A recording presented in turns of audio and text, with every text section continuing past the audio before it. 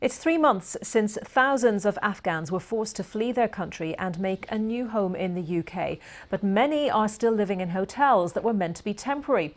It means they don't have access to jobs, proper healthcare or education, as our home editor Mark Easton has been finding out. A budget hotel in Buckinghamshire is currently home to 160 Afghan migrants, mostly children. And after more than 2 months stuck there, it's the children who often find it hardest. A local primary has offered educational support, but the authorities discourage such arrangements, and that is a source of frustration. My wife and my 7 children, it's very difficult for us.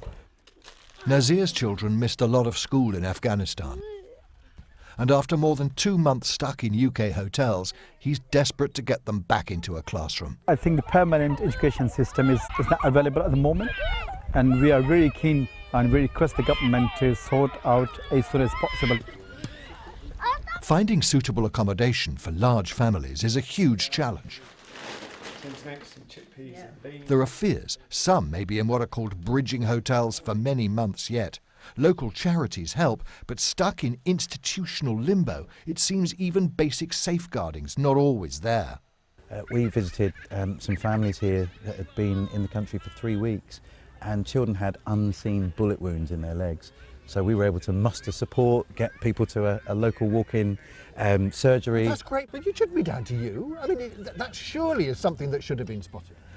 I agree with you, but rather than complain about it, I think I can do something. Head, shoulders, knees and toes, knees and toes. Head, shoulders. In South London, one school has found a way to get Afghan children out of a local hotel and into class.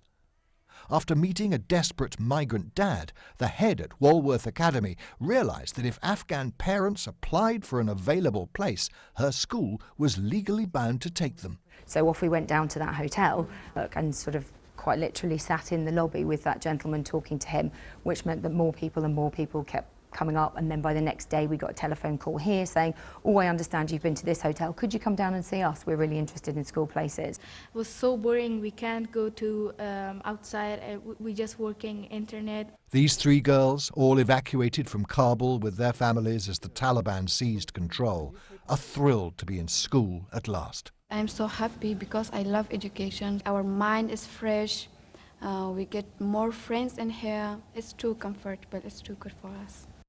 When you approached the Home Office and the Department for Education, what was their reaction to your offer of places? I think it was just a bit too early in their process. So I think they turned you down, essentially? They didn't turn us down directly. Eyes. The Education Department says it's funding extra school places for Afghans and trying to get children into classrooms as soon as possible. But the question is whether the government should be doing more to support the children now. Mark Easton, BBC News.